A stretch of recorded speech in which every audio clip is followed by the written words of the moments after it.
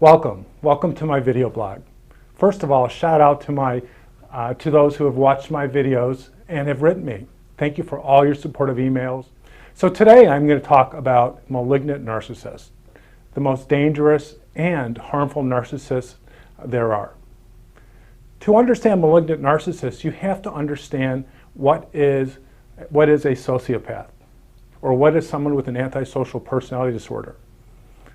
Simply, this is a person that has no empathy, who can commit crimes, both white-collar crimes, violence, sexual crimes, any type of crime without having remorse or empathy. There is a difference between what I would call the garden variety narcissist and the malignant narcissist. The malignant narcissist actually is a combination of 3 personality disorders. We think of narcissistic personality disorder, we think of paranoid personality disorder, and we think of antisocial personality disorder, or sociopathy, or the sociopath. The malignant narcissist is the narcissist who thinks only about himself, who is entitled and grandiose, but yet they believe that they deserve the world's attention, a person's attention, society's attention, so much that they will go to any means to secure that. They also are paranoid. They are suspicious that people are going to hurt them, take their power away, want to take what they so deserve. They are antisocial, or they're sociopaths.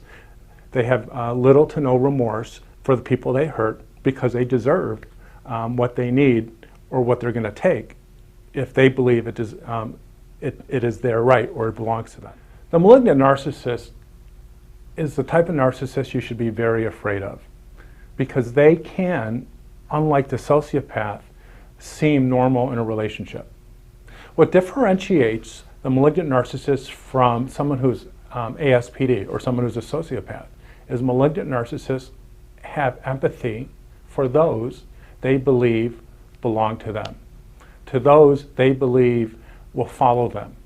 They can be in a relationship. Let's look at Hitler. Es ist unser Wunsch und Wille, dass dieser Staat und dieses Reich bestehen sollen in den kommenden Jahrtausenden. Wir können glücklich sein zu wissen, dass diese Zukunft restlos uns gehört.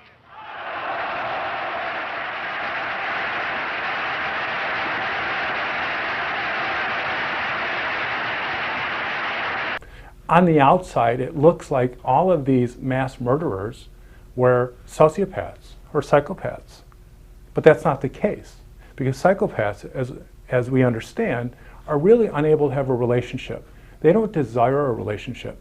In fact, the idea of being in a relationship is not that satisfying for them. But the malignant narcissist enjoys, appreciates, and will do almost anything to have followers, to protect others, to represent a community, a city, a country. And this malignant narcissist will do anything to protect themselves. So let's think about Hitler, Stalin, for that matter. I mean, we know how many millions of people Hitler killed. Many people don't know that Stalin is responsible for the deaths between 20 and 60 million people.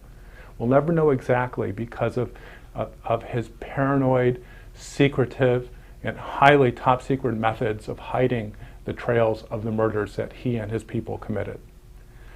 But these individuals, as malignant narcissists, they loved, needed, and required people to love them. They rose to power by representing themselves as a savior of types, a person who can protect them from the oppressor. Fidel Castro is another example. People believed in them. They thought that they would be represented and protected. You are about to see Fidel Castro, leader of the successful rebel forces who overthrew the dictatorship of General Batista. We want to ask you about your personal plans and about what you hope for your country. As one who has spoken very eloquently about the civil rights that must be guaranteed to the Cuban people, how do you explain? I will never be against any right. That is my thinking in politics. Very I am good. not communist at all. but I will never be against any right. Well, may I ask you, sir, why is it when you have that attitude, which you obviously believe very strongly, why with that attitude have there been so many executions across Cuba without open, free trials? Well, not so many. How many? I don't know exactly about 2 or 3 dozen of criminals, because I think the judge is the first thing necessary for the happiness of the country.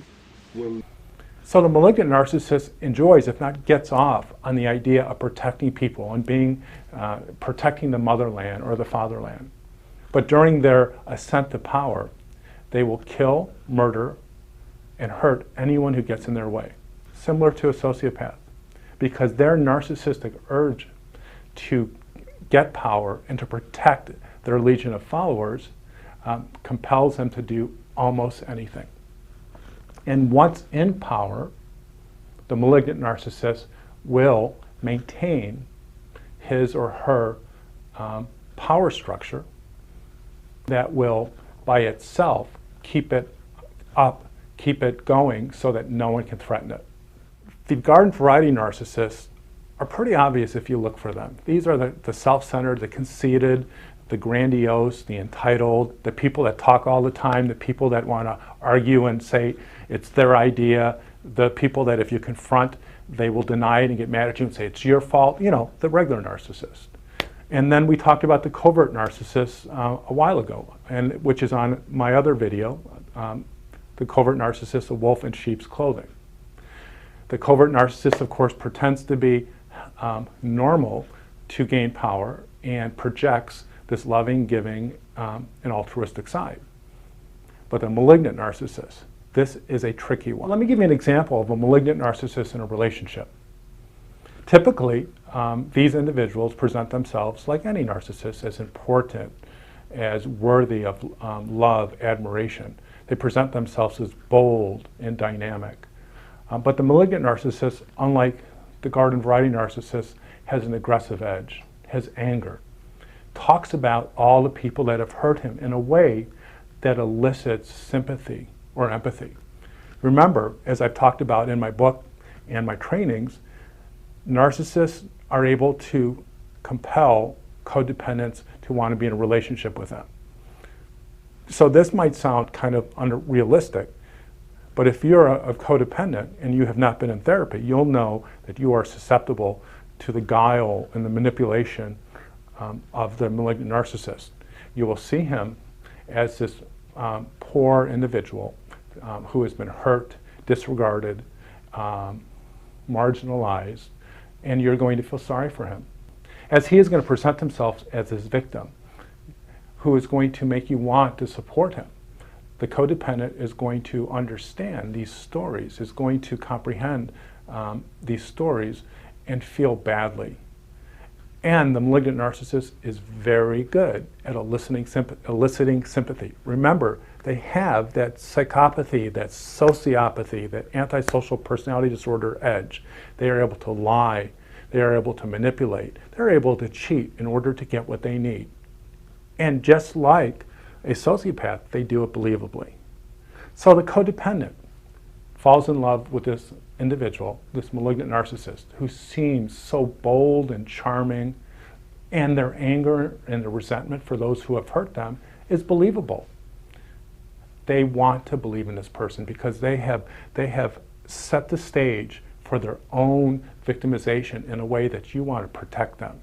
You want to fight their fight. This person is going to manipulate the codependent and entrap the codependent, and once they have that individual ensnared or entrapped in their relationship, that is when their sociopathy comes out. That is when, if you cross them, they will do anything to maintain their power.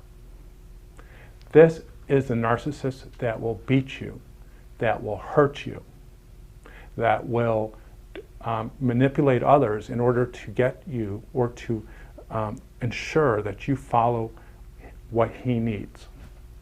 Unlike the sociopath, The malignant narcissist needs your relationship, wants you to love him or her, gets upset if you don't love him or her. He really wants to connect to you. And all of a sudden, once we are in this relationship and we are connected through what I call the human magnet syndrome, which probably means you're codependent, you'll find out that this person is paranoid.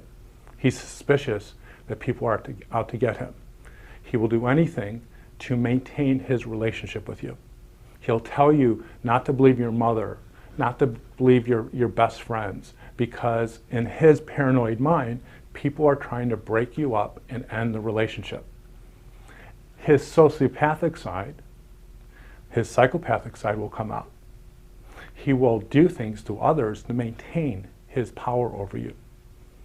He will send them letters and he will call them. He will pretend to represent you in a way that ends that relationship and manipulates your friend, your family, to have negative, if not angry thoughts about you.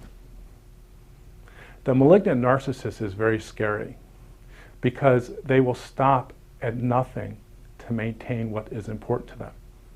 And what is important to them is their narcissistic needs for validation, affirmation, importance, and money. It sometimes is difficult to diagnose a malignant narcissist because often we want to jump to the conclusion that they're a psychopath or a sociopath, or as we say in the psychological field, has antisocial personality disorder. But the difference is they really want you to love him. They really want the relationship. But if you get in their way, if somehow you cross their path, they'll hurt you. And the empathy, not much. Because the empathy that narcissists have, including malignant narcissists, is really about how this person that they this person that they feel close to or empathy with, it's really about how it impacts them. So in conclusion, malignant narcissists are the most dangerous of all narcissists. If you'd like to find out more information about malignant narcissists, I would like to recommend that you read my book, The Human Magnet Syndrome, Why We Love People Who Hurt Us, or go to humanmagnetsyndrome.com and consider purchasing one of my seminars, which are on many of the topics I talk about, including this. This particular topic is contained within the training called Codependence and Narcissist Understanding the Attraction. Like always, I've enjoyed having this connection with you. Thank you for viewing this video, and thank you even more for not forgetting about how important you are and how important our needs are. We all deserve to be loved. And if you're a codependent or someone who has been manipulated by a malignant narcissist, or for that matter, any type of emotional manipulator, don't give up. There's hope. Take care, and I'll see you soon.